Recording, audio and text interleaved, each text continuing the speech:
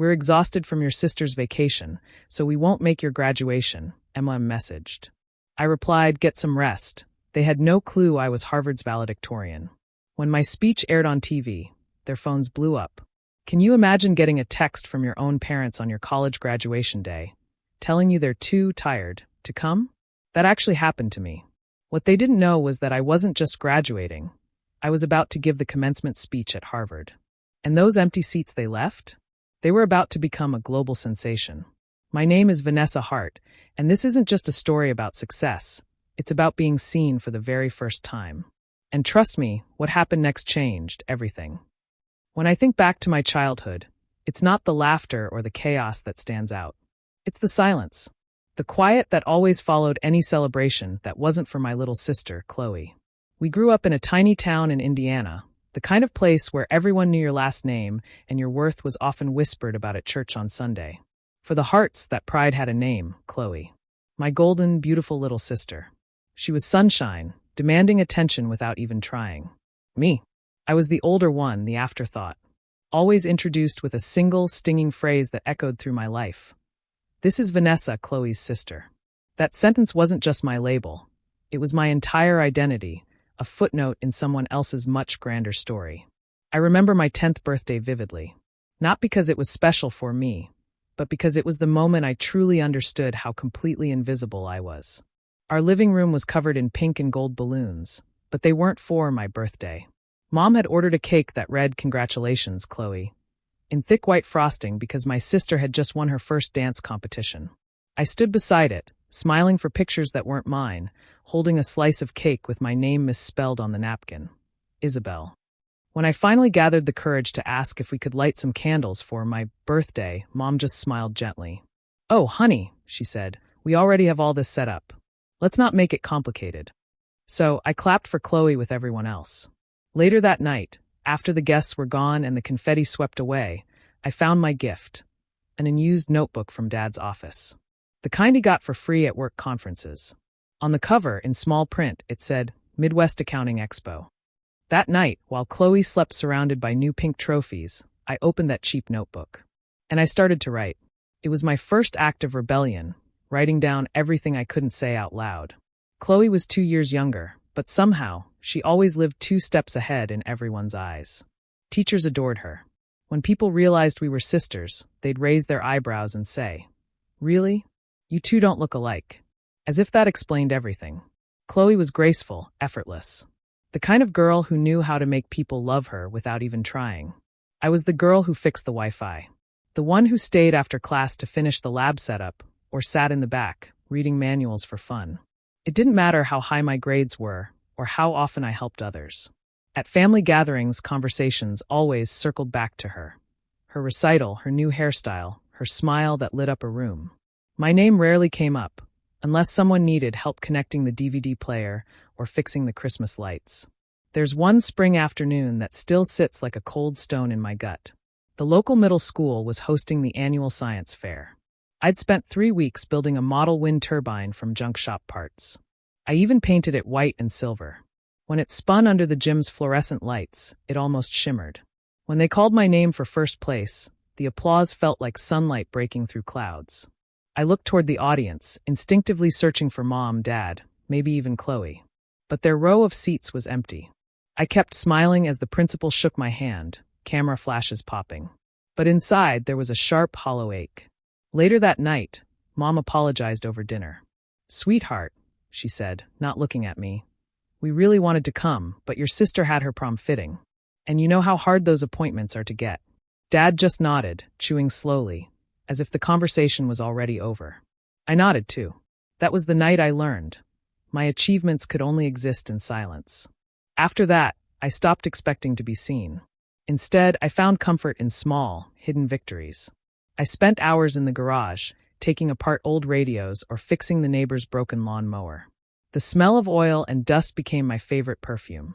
I liked how machines responded, predictable, fair, never choosing favorites. If something didn't work, there was a reason. If you were patient enough, you could find it and make it right again. Deep down, I wished people worked the same way. Only Grandma Helen ever noticed how I shrank. She lived 2 blocks away in a small white house that always smelled like cinnamon and lavender. One evening, after hearing about the science fair, she came to see me. I was hunched over a radio, hands covered in grease. She didn't scold me for the mess or ask why I wasn't inside helping Chloe choose dresses. She just watched for a while, then said softly, "You don't need applause to be valuable, sweetheart. Some of the brightest stars burn quietly, where no one looks." I didn't answer, but her words stayed, echoing louder than any praise I'd ever received. Over the years, I learned to live in that shadow without letting it crush me. At family dinners, I smiled when Chloe spoke. When Mom boasted about her dance scholarships or Dad pulled out new photos, I passed the dishes, nodded, and quietly withdrew. I became the calm one, the reliable one, the one who didn't need attention. But while they mistook my silence for weakness, I was collecting something powerful: patience, discipline, and the ability to stand on my own. Every time they forgot to show up, every time my name went unmentioned, I stored that feeling like energy in a battery. By 17, I'd mastered the art of disappearing quietly. I was the student who blended into the corners of classrooms, always prepared, but never loud. On paper, I was thriving, straight A's, debate club, volunteering. But at home, none of it mattered. What mattered was still Chloe. By then, she was the talk of our small Indiana town. Posters from her dance academy lined grocery store windows, and every conversation with my parents seemed to orbit around her next recital, her new costume, her bright future in performing arts. I used to stay up late in my room, the hum of my old laptop my only companion, typing essays or tinkering with small data sets, just watching patterns form on the screen. Words and numbers were the 2 languages that made sense to me. They never lied, never shifted affection, never forgot. I loved how logic could explain the world, and how words could give it meaning. It was in those hours, when the house was dark and Chloe's laughter floated faintly from across the hall, that I felt something awaken in me. I didn't want to compete anymore. I wanted to understand people's systems, the quiet causes behind every human decision. One autumn morning during my senior year, my AP English teacher, Mr. Lee, announced the annual state essay competition. The topic: the price of silence in modern society. My pen hovered over the page for only a moment before I began writing, almost feverishly. I didn't have to think. I simply described my world: the quiet dinner table, the unspoken favoritism, the ways people learn to live unseen. I disguised it as social commentary, citing psychology journals and surveys. But in truth, every sentence was carved from my own life. When I turned it in, I expected nothing. Weeks passed, and I nearly forgot about it until Mr. Lee stopped me in the hallway grinning. "Vanessa," he said, holding up a letter embossed with the state seal, "you won first place." For a second, the words didn't register. I felt that rare rush of adrenaline, a spark of validation I hadn't known in years. The local paper even called that evening, asking for a quote. Mom answered, her voice bright at first, until she realized the story wasn't about Chloe. "Oh, that's nice," she said after hanging up, glancing at me briefly. "But we really can't do an interview this week.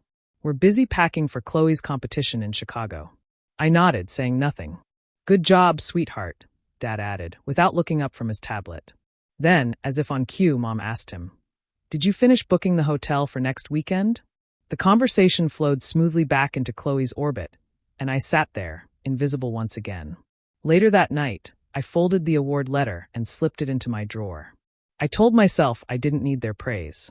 But when I closed the drawer, my hands trembled, not from anger, but from the searing realization that no matter how hard I tried, home would never be a place that truly saw me. That same week, Mr. Lee called me into his classroom after school. "I've been watching you for 3 years, he said, leaning back in his chair. "You think small because they make you feel small. But you don't belong in this town forever, Vanessa."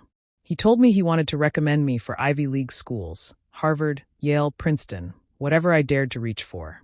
The words felt foreign, almost impossible. Harvard was something that existed in news articles, not in the life of a girl who fixed the family Wi-Fi and ate dinner alone most nights. But he handed me a sealed envelope.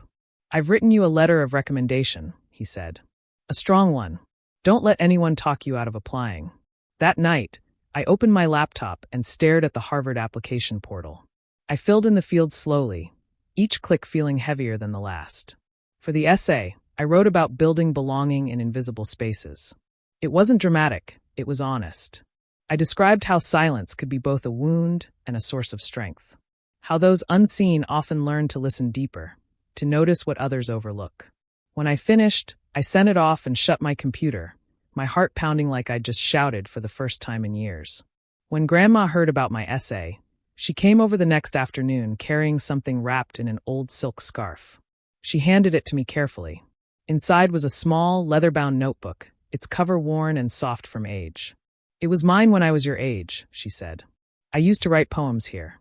When life made me feel small, I wrote until I remembered who I was. You should do the same. Write your voice before the world tries to rewrite it for you."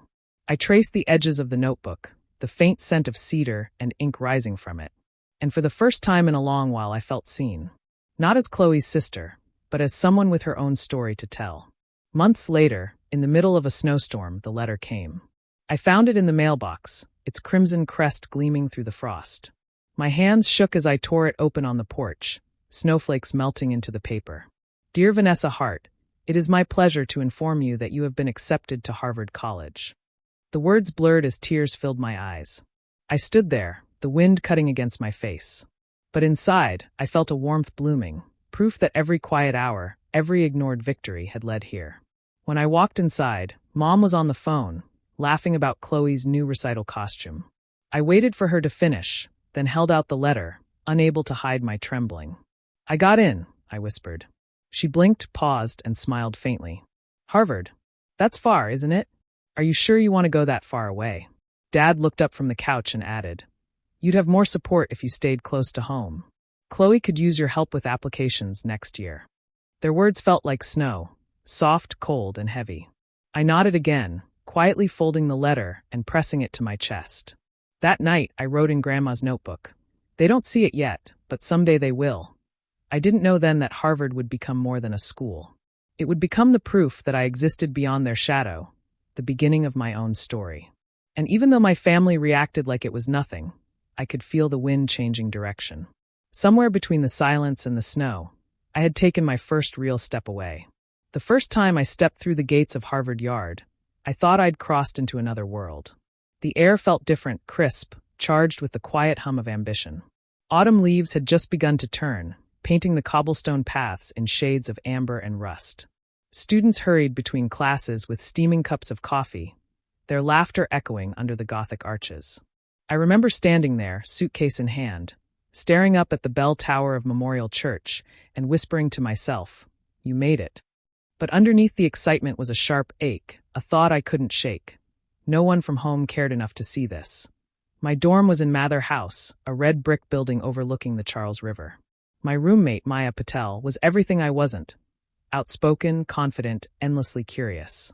She introduced herself before I even finished unpacking, asking about my major, my hometown, my favorite books. We talked until midnight that first night, and when I told her I came from a small town in Indiana, she smiled. "Then you must have fought hard to get here," she said simply. I didn't correct her. She had no idea how hard. Harvard life was beautiful and brutal all at once. The mornings smelled of espresso and ink. The nights were lit by the glow of laptop screens and dorm windows. I worked part-time at Widener Library to pay for meals my scholarship didn't cover, shelving heavy volumes long after the building emptied out. The rhythm of the scanner beep, the rustle of old paper, it became a lullaby of survival. Some nights I'd stay until the guards turned off the lights, then walk back to my dorm through the fog rising over the river. My stomach growled more often than not, but I told myself hunger was just another form of discipline. I learned to stretch everything: time, money, energy. Instant ramen became a staple. So did secondhand textbooks and thrift store coats. Maya used to tease me for eating cereal with water when the milk ran out, but she never judged. "You're like iron," she said once, handing me half her sandwich. "Bend, but never break." We'd study together at the Science Center Cafe, surrounded by the quiet frenzy of overachievers. When exhaustion hit, I'd slip into Memorial Church, where the soft light through the stained glass painted the pews gold. It was the one place that felt like stillness amid the storm. Academically, I pushed myself harder than ever. I joined the Harvard College Women in Tech Club during sophomore year, eventually leading it by senior year. I also worked as a research assistant under Dean Alvarez, a woman who believed fiercely in the power of inclusion in technology. She became the mentor I never had. Talent means nothing if it isn't shared, she told me one afternoon as we reviewed data sets on healthcare equity. That conversation changed the direction of my studies. I shifted my focus toward using data and AI to improve medical access in low-income communities. For the first time, I wasn't just chasing grades, I was chasing purpose. But success didn't erase the loneliness. Each time I received an award or presented research, I'd glance at the row of chairs reserved for family at the back of the auditorium. They were always empty. The reserved signs fluttered slightly in the air conditioning, mocking reminders of who hadn't shown up. I told myself it didn't matter. But when the ceremony ended and other students ran into the arms of their parents, I felt that old ache return. The same ache from the empty seat at the science fair years ago. Mom's texts came rarely, and when they did, they were never about me. Your sister just got back from her trip to Italy. She sent us the prettiest photos. Or, we're so proud of Chloe, she got a mention in the town paper. There was never a how are your classes, or we miss you. I used to reply politely, tell her congrats.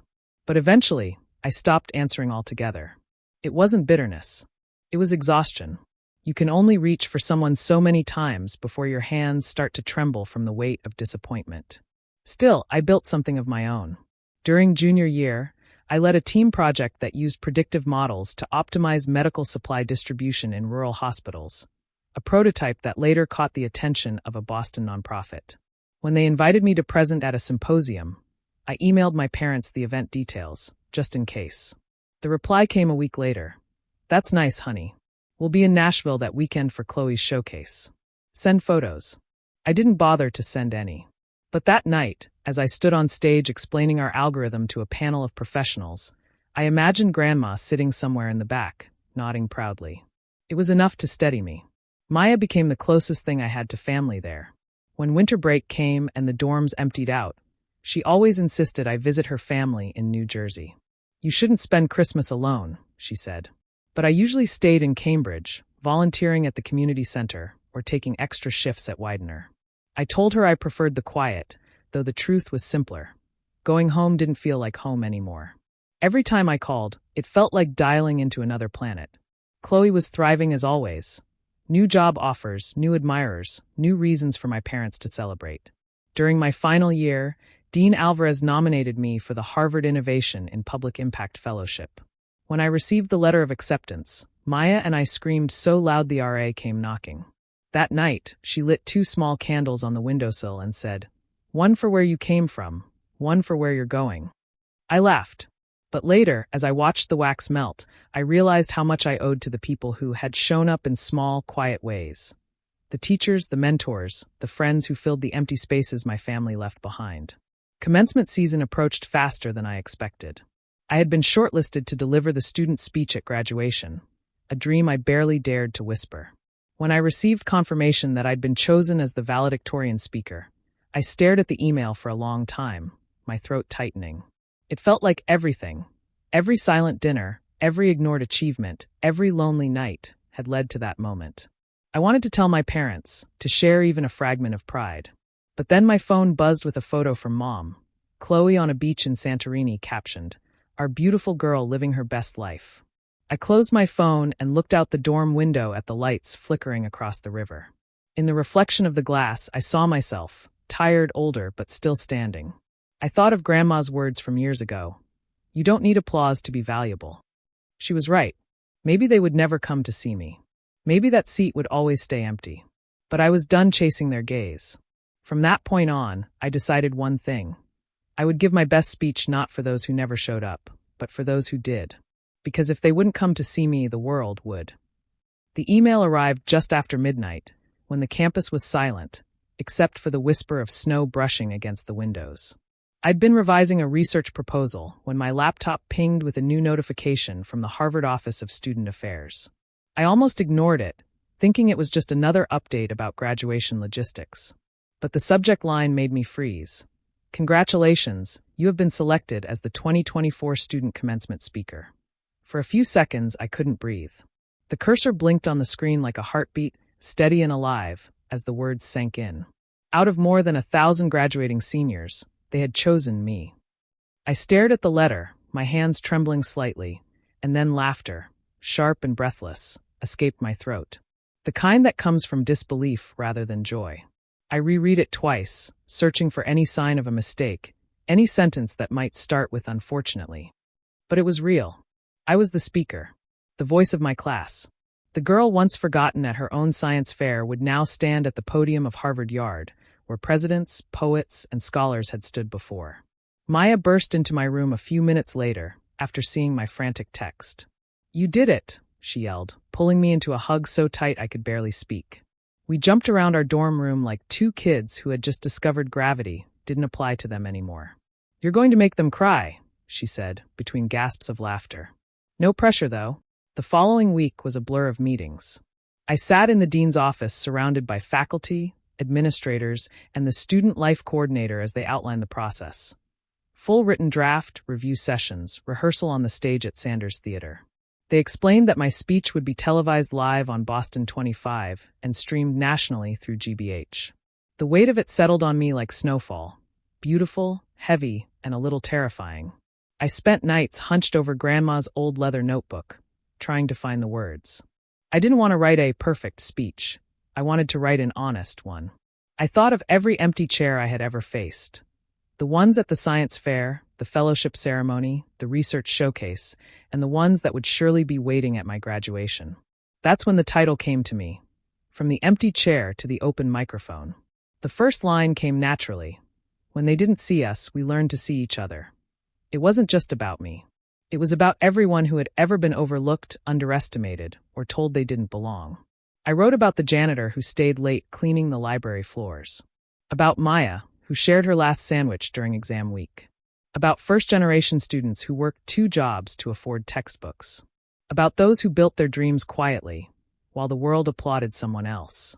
During my first rehearsal at Sanders Theater, I stood at the podium, staring out into the empty rows of red velvet seats. The sound of my own voice echoed faintly through the cavernous hall. The microphone hissed softly, and the air smelled of polished wood and history. "Good evening," I began, my tone shaking just slightly. I used to think silence was my punishment, but now I see it was my training ground. The moment I said it, I felt the truth vibrate through me like music. Dean Alvarez sat in the back row, listening intently. When I finished, she walked up to the stage, her eyes glinting. "You're not just speaking for yourself, Vanessa," she said quietly. "You're speaking for every student who ever felt invisible. That's power. Don't be afraid of it." That night, lying in bed, I wondered if I should tell my parents. Part of me wanted to, the hopeful part that still believed, maybe this time they would show up. Maybe they'd be proud. Maybe they'd even come early, sit in the front row, and see me not as Chloe's shadow, but as someone who had finally stepped into the light. I opened my phone and started typing a message. "Hey, I have some news about graduation." But before I could finish, another message arrived from Mom. "Just got Chloe's itinerary. She's going to Paris for a law conference. Can you believe it?" There was a photo attached. Chloe posing by an airport lounge with champagne in hand. My fingers froze. I deleted my draft.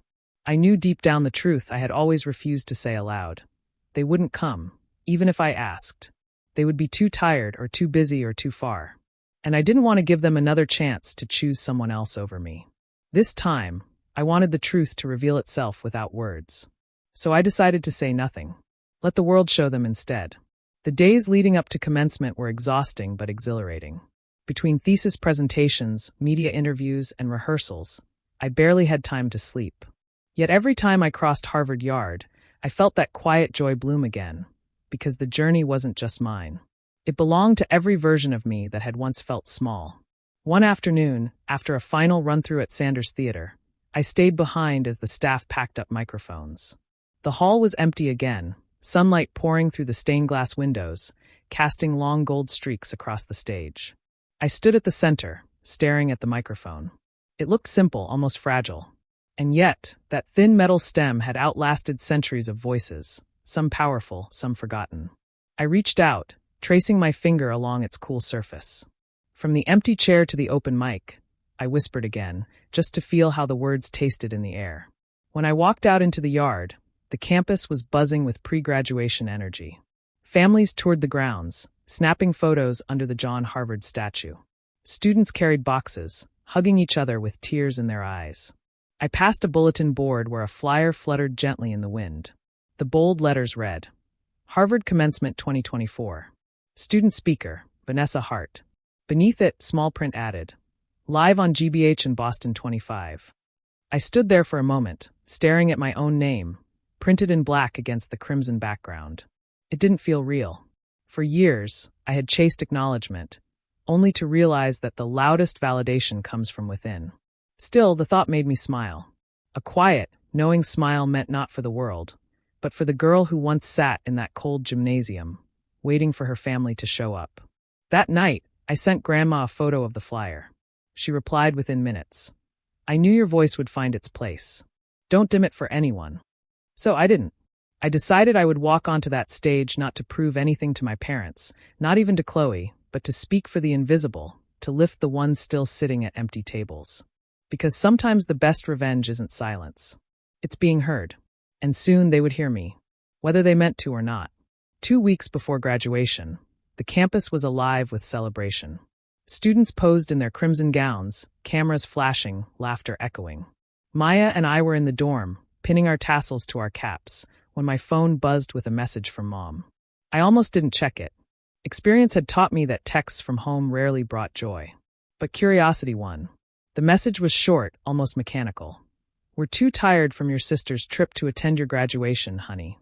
Just got back from Europe with her. The flights were awful. We'll rest this weekend and celebrate properly when we see you next time. Love you. I reread it 3 times, the words blurring until the meaning settled like a cold stone in my chest. Too tired. That was their reason. Not a family emergency, not a financial strain. Just tired from following Chloe through Europe while she signed a contract with a prestigious law firm and attended networking events in Paris. For a long moment, I didn't move. I just stared at the message, the faint reflection of my face in the glass of the phone screen. Maya looked up from across the room, sensing something shift. Everything okay? She asked. I nodded once, the smallest of smiles tugging at my mouth. Yeah, I said softly. Just expected. Then, without hesitation, I typed my reply. Rest well. No sarcasm, no confrontation, just 2 words that said everything. Because this time, I didn't feel the urge to explain or beg or pretend it didn't hurt. I'd done all of that before, and still the chair had always been empty. That night, as the lights of Cambridge flickered beyond my window, I decided to do something for myself. Not out of bitterness, but out of clarity. If they wouldn't show up, I would still make space for those who did. The next morning, I went to the commencement office and quietly requested 3 family seats. When the coordinator asked if I wanted to use all 3, I smiled faintly. Yes, I said. 1 for my grandmother, 1 for my best friend, and 1 just to stay empty. The woman gave me a puzzled look, but nodded, writing down the names I provided. Helen Moore, family guest. Maya Patel, friend. For the 3rd seat, she left a blank line. I picked up the pen and wrote in neat handwriting, reserved for who shows up. The next few days passed in a blur of last-minute preparations. Speech reviews, robe fittings, class photos. Yet, beneath the noise, there was a stillness inside me. Every time I imagined my parents sitting in the crowd, I didn't feel anger anymore. I felt distance, like remembering someone else's dream. Maya, ever perceptive, brought it up one night over tea in the dorm lounge. You sure you're okay with them not coming? She asked, tucking her legs beneath her. You don't even sound upset. Oh, Maya, I'm not, I said truthfully. I think I stopped hoping a long time ago. And maybe that's a good thing. Sometimes peace comes when you stop asking people to be who they've shown you they're not.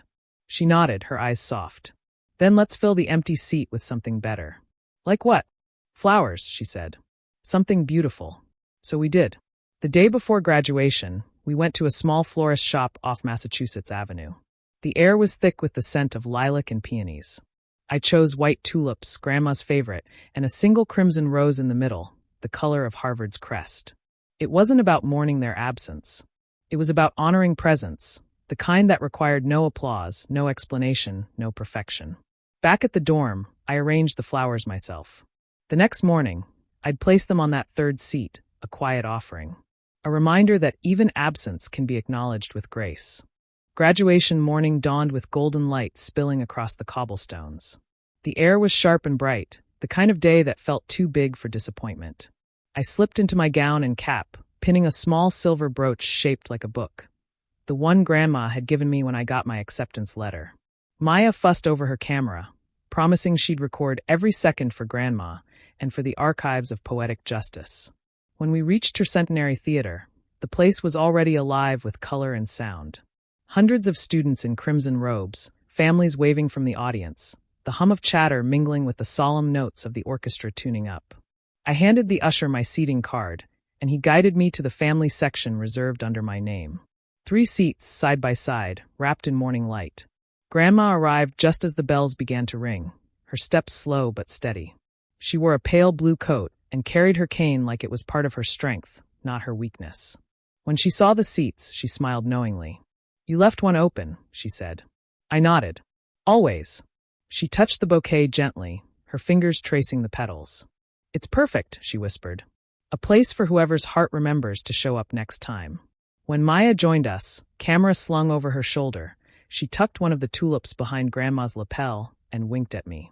"Ready to make history?" I laughed softly. "Ready to breathe." As I turned to walk toward the stage with the other speakers, I looked back once. Grandma's face glowed in the morning sun. Maya, adjusting her lens beside her. And the third seat, empty but not lonely, gleamed with the white of tulips and the deep red of that single rose. For the first time, the sight of that chair didn't hurt. It felt symbolic. No longer a reminder of what I lacked, but proof of what I had built. Love that showed up, even if it came from unexpected places. I took a deep breath and stepped onto the stage. The crimson sea of graduates before me, the orchestra swelling behind. Somewhere among the rows, my parents' absence had already become irrelevant. Because I knew who was there. And more importantly, I knew who I had become in the spaces they left behind. The podium lights felt warmer than I expected, spilling gold across the edges of my gown. The air inside Tercentenary Theater was still, thousands of breaths held at once, waiting.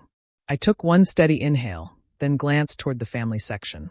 3 seats, Grandma, Maya, and between them, that one empty chair crowned with white tulips and a single crimson rose. The sunlight from above touched the petals until they glowed. I let my eyes rest there for a heartbeat before I began. "Good morning," I said softly, my voice echoing through the yard, steadier than I felt. "If you look closely at the audience today, you might notice something small. Somewhere in this sea of faces, there's an empty chair." A few people shifted, glancing around. I smiled faintly. I used to think an empty chair meant failure. Meant no one cared enough to fill it. But over the years, I've learned something different. Sometimes the empty chair is proof that we showed up for ourselves, even when no one else did. The microphone caught every pause, every breath. It didn't feel like performing. It felt like confession. I grew up in a small town where silence was often mistaken for strength. I learned early how to be quiet, how to work hard, how to smile through being overlooked. And when no one sat in the audience, I told myself it didn't matter. But here's the truth. Every time someone chooses not to show up for you, someone else quietly, humbly does. I looked toward the back rows, where the janitorial staff stood, still in their blue uniforms, watching from the aisles. "So today," I said, "I want to begin by thanking the people whose chairs are never empty because they never stopped showing up for others." The applause began softly, faculty clapping first, then students joining in, the sound building until it filled the yard.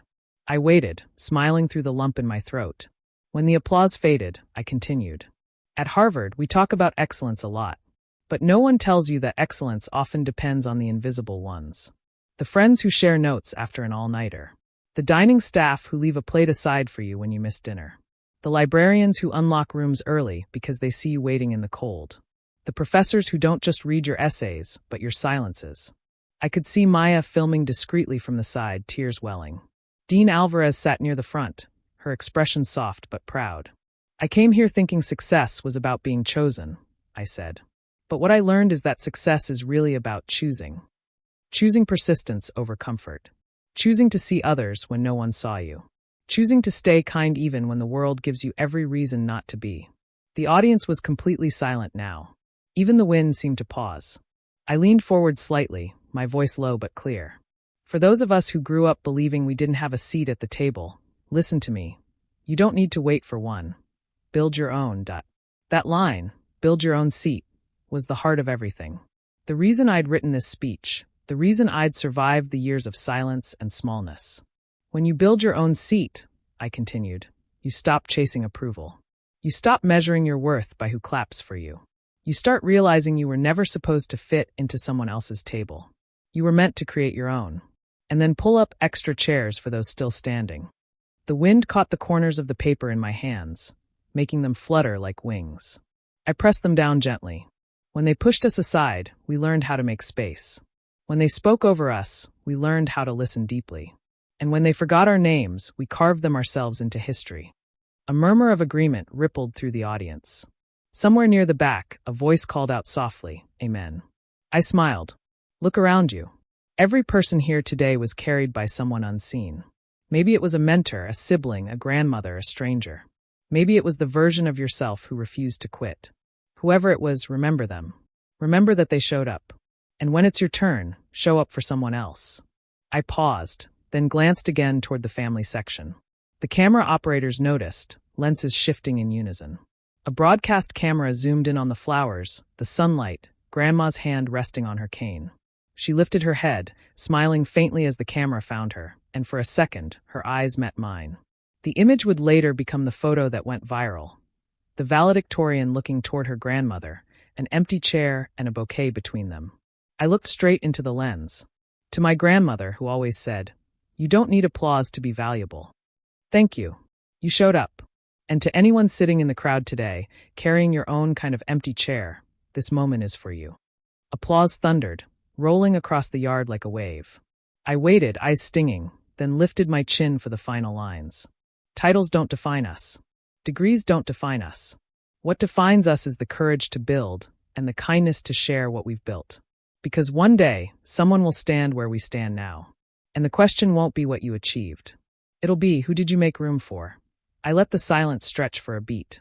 May we all remember this. The tables of power are temporary. But the tables of compassion, the ones we build ourselves, last. A standing ovation rose from the crowd. Faculty, students, even the choir stood. Flags waved, caps lifted, the cameras swept across the scene, the sunlight turning everything gold, the tulips gleaming like little fires. From the corner of my eye, I saw Grandma wipe her cheeks, her lips moving soundlessly. Later, when I hugged her, she would tell me she'd whispered, "They see you now." But in that moment, I didn't need confirmation. I felt it. I felt it in the roar of the applause, in the rhythm of 1,000 hearts clapping for more than a speech. For survival, for recognition, for every unseen student who had ever dared to take up space. The orchestra began again, slow and reverent. I stepped back from the podium as the president of the university shook my hand. My cap tassel brushed my face as I bowed slightly. And when I turned to walk off stage, the camera caught one last close-up, me looking over my shoulder at that empty chair. Online, the broadcast clip would loop for days, shared with captions like #SheBuiltHerOwnSeat and #FromSilenceToSpotlight. Students from other universities began sharing photos of their own ceremonies with small notes taped to chairs reading, "Reserved for who shows up." I didn't know any of that yet. Standing on that stage, all I knew was that for the first time in my life, I didn't feel like I was proving anything.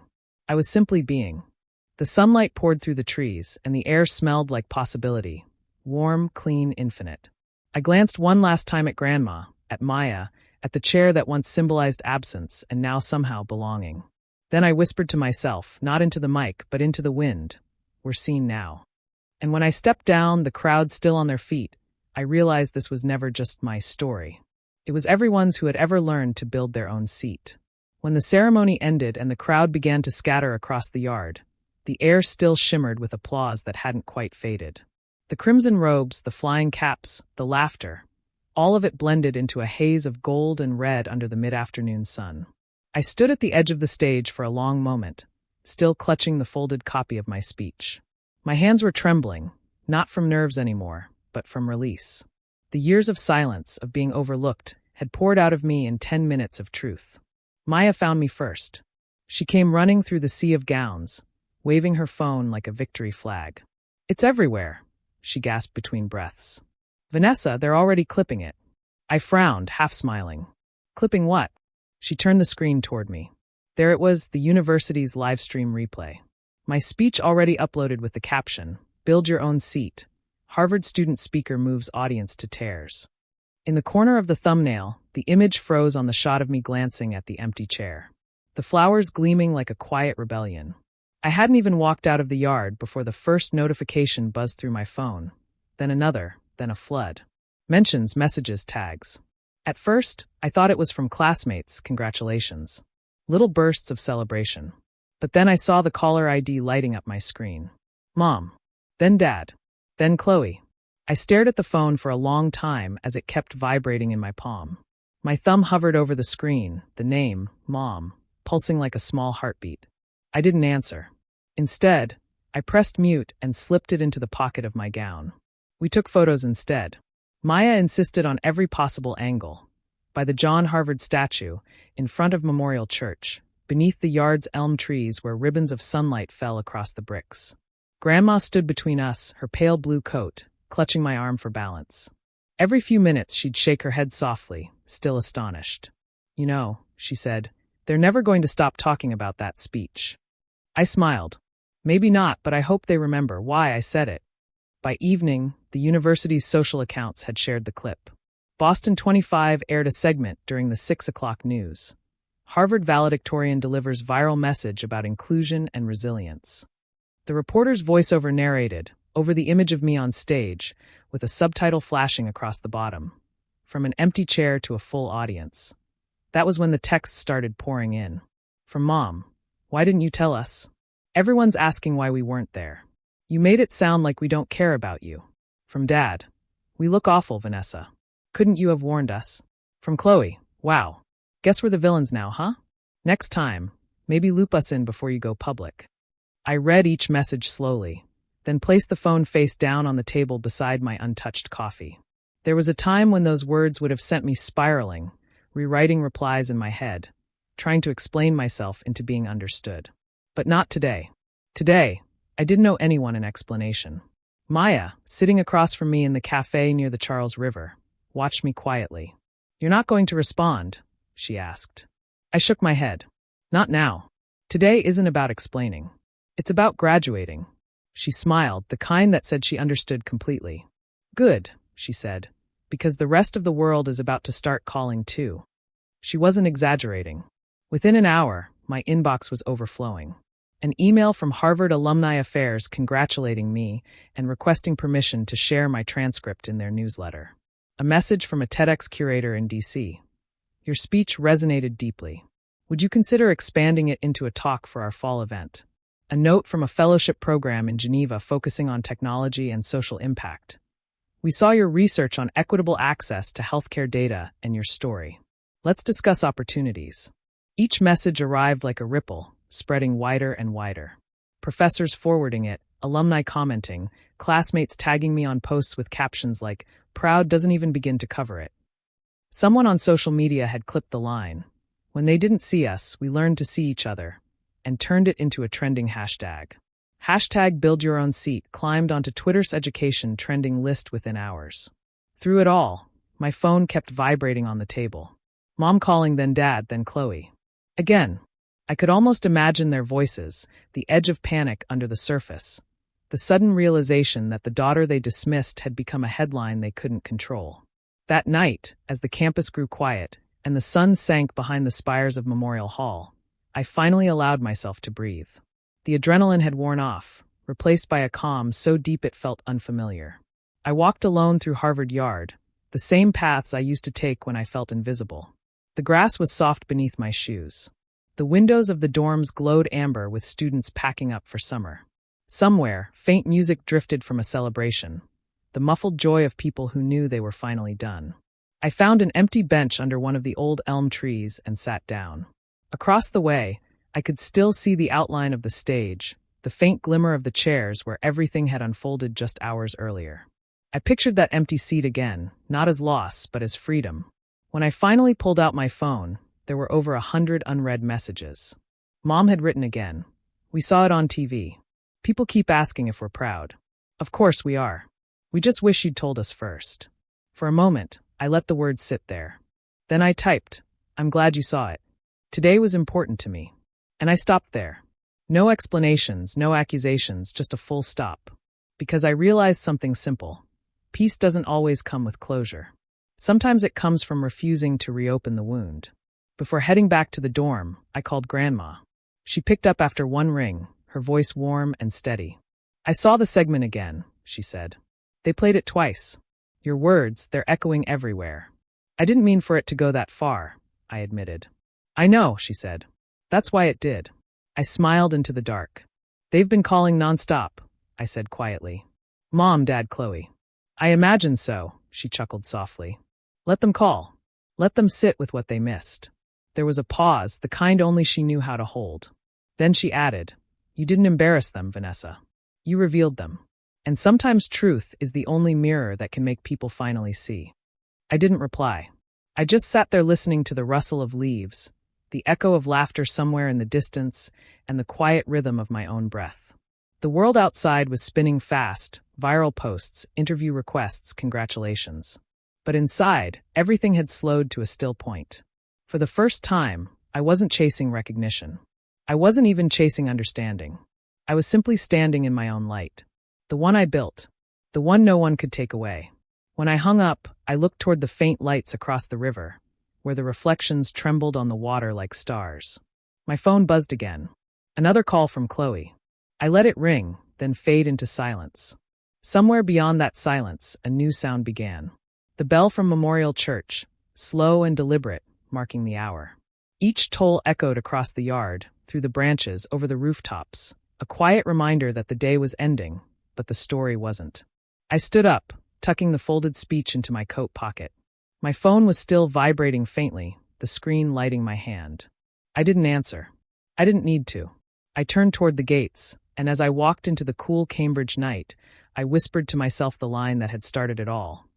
When they didn't see us, we learned to see each other.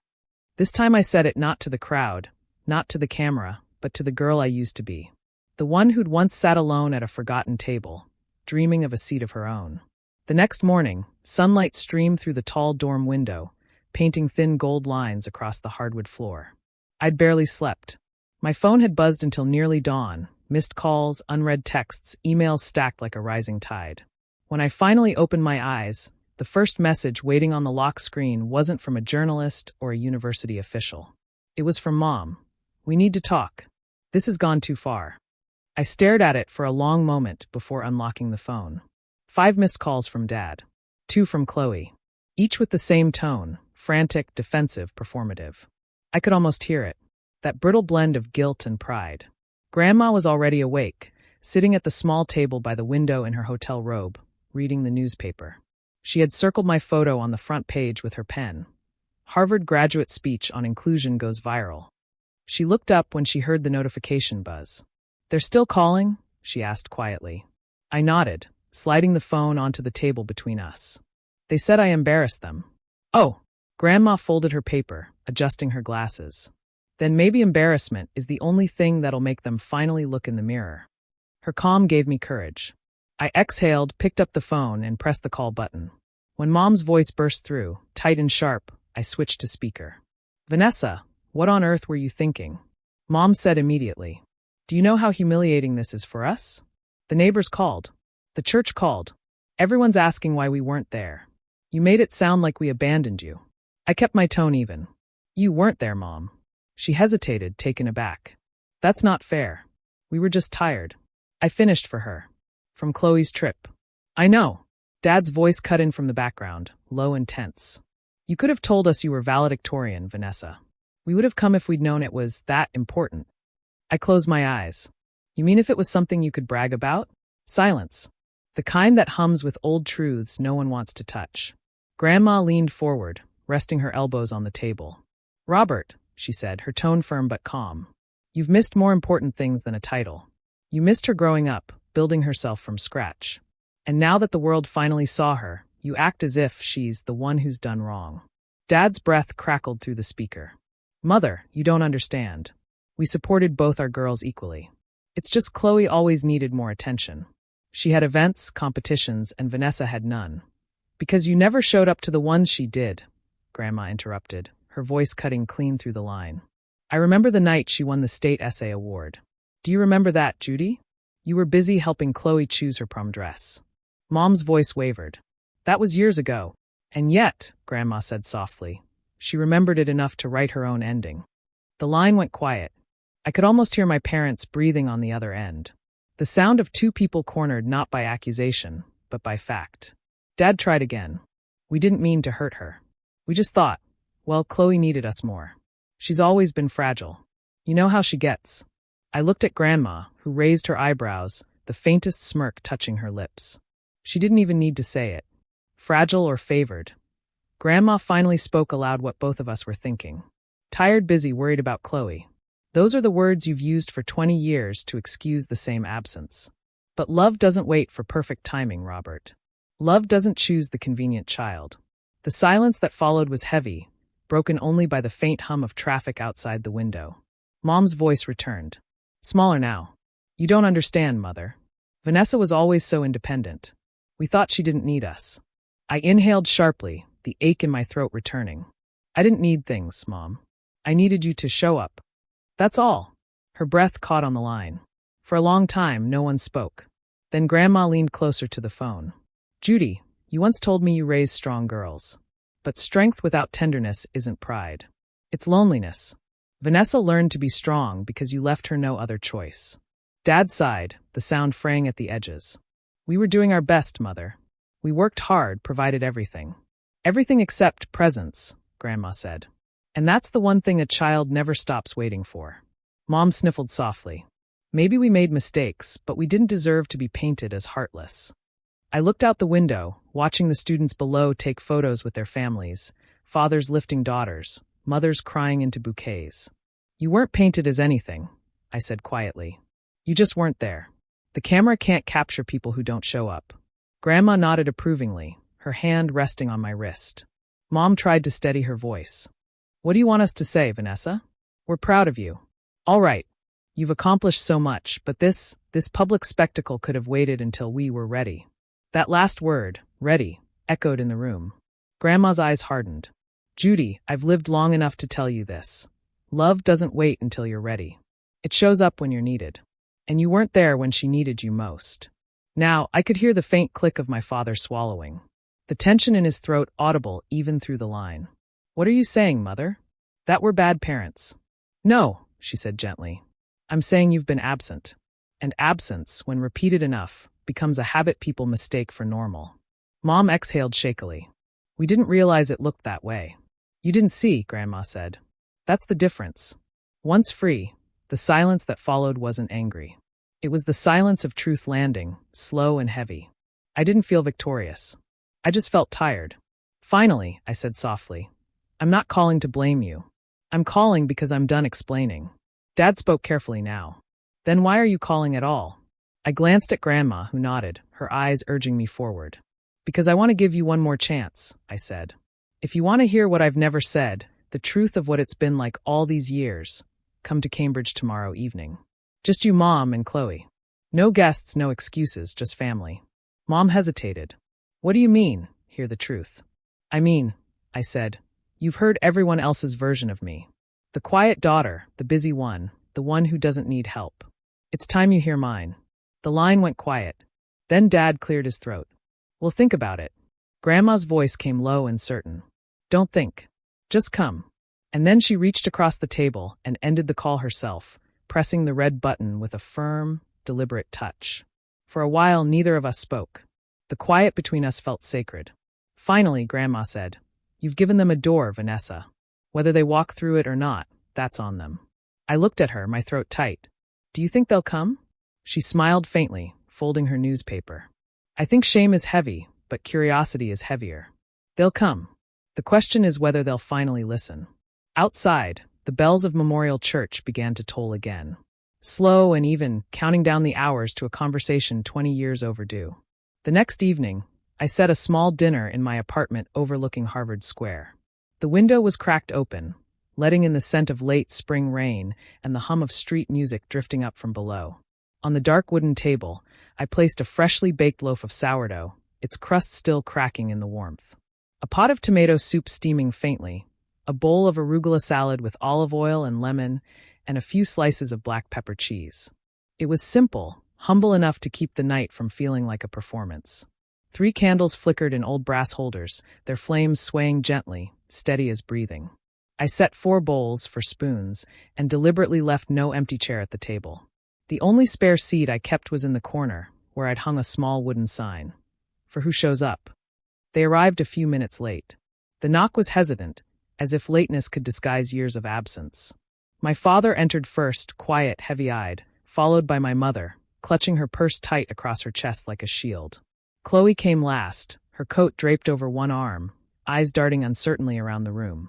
She lingered on the framed photos. The Charles River at dawn, Widener Library glowing at night, Sanders Theater empty before rehearsal. I gestured for them to sit. We ate the first few bites in silence, the clinking of spoons on porcelain soft and awkward, like the sound of people stepping into a room full of truth. I spoke first, without circling around what needed to be said. My voice felt steady, rehearsed in the same rhythm I'd practiced before every speech. The empty chairs have followed me all my life, I began. In 8th grade at the state science fair. Your seats were empty because you were helping Chloe pick a prom dress. During my junior year research award, I looked down at the reserved signs swaying in the cold air. No one sitting there except the janitor, clapping quietly by the door. Even yesterday, I set one chair aside, placed flowers on it, and told myself that emptiness is also a kind of presence. At least it's honest now. I paused, breathing in the scent of tomatoes and candle wax. You used to say, "Good job, honey," then switched the topic back to Chloe's travel plans, her dress fittings, her new internship. I stopped expecting more. I became the footnote in someone else's headline. The sister of Chloe. I invited you so many times. I said finally, my tone even, not angry. And the chair stayed empty. My father set down his spoon, the sound sharp in the quiet. His hands tightened, then folded. I didn't see, he said after a long silence. I thought you were fine on your own. That you didn't need me there. The words landed softly, like stones dropped into deep water, ripples, not explosions. My mother looked at me longer than she ever had, eyes glassy but steady. I thought you were strong, she whispered. So strong you didn't need your mother. Chloe always needed so much. She panicked. She stumbled and I kept rushing to her. Her voice faltered. The sentence from Grandma's call echoed through my mind. Love doesn't choose perfect timing. It chooses to show up. I saw my mother realize what she just confessed. Chloe had been silent the whole time, stirring her spoon in the soup like she was searching for a word she'd never used before. Finally, she looked up. I was jealous of you, she said softly. I blinked. Jealous? Because you could fly without anyone holding you, she said, her voice trembling. At home, everything revolved around me. I never learned how to stand. And watching you, how the world seemed to find you. I was scared. I thought if I admitted you were better, I'd disappear. There was no triumph in me, just a strange stillness, the kind that comes when the past finally stops spinning. We ate slowly. The soup cooled. The salad still smelled of lemon. The bread cracked as it broke. I poured water, the scent of candle wax blending with pepper and olive oil. When the armor of silence had finally melted, I set the boundary as gently as setting the last candle in the middle of the table. I'm not ready to forgive, I said. And I don't need to rush it. Forgiveness isn't a check you sign over one dinner. But I'm ready for something new, to practice showing up. Next time, just come. Come 5 minutes early. Text to ask what time it starts. Sit in the back row. Take a blurry picture. Just be there. My father nodded, not bowed, but lifted his chin to meet my eyes. I'll relearn that, he said quietly. My mother exhaled, a long breath that sounded like something old finally leaving her body. I won't promise with words anymore, she said. I'll promise with when I arrive. Chloe smiled faintly. Send me the dates that matter, she said. I'll be there. Even late, I'll still come. After dinner, they wandered around the apartment. On the wall hung my graduation tassel and a printed copy of my speech. Beneath it, typed in small letters on handmade paper. From the empty chair to the open mic. In the corner rested the wooden chair I'd moved there, its oak smooth under the light, the small sign hanging from its back reading. For who shows up? My mother touched the edge of the chair as if it were a monument. My father stared at the reflection of himself in the glass of the frame, blurred by time. Chloe took a photo. She didn't post it. Just saved it to an album called Things to Remember. When they left, the hallway smelled faintly of hotel soap and rain. I handed my mother her coat. My father reminded Chloe to wear her scarf. No one said, "It's all fixed now," because we knew better. I only said, "Next week, I'm giving a small talk at the Cambridge Community Center. Not TEDx, just something for first years. 7 p.m. My mother hesitated, then asked, "Should we come early to get seats?" It was the first right question she'd ever asked me. "Early is good," I smiled. "Bring a warm coat." When the door closed, the apartment felt empty but not hollow. I washed the dishes slowly, the water tapping like a quiet metronome for a new rhythm of family. Slower, truer, present. Before turning off the lights, I straightened the frame, brushed a finger over the tassel, and rested my hand on the wooden chair. It was still empty, but no longer lonely. It was an invitation. Some people will come, some never will. But the chair will always stay there as a quiet rule in my life. Those who show up will have a place.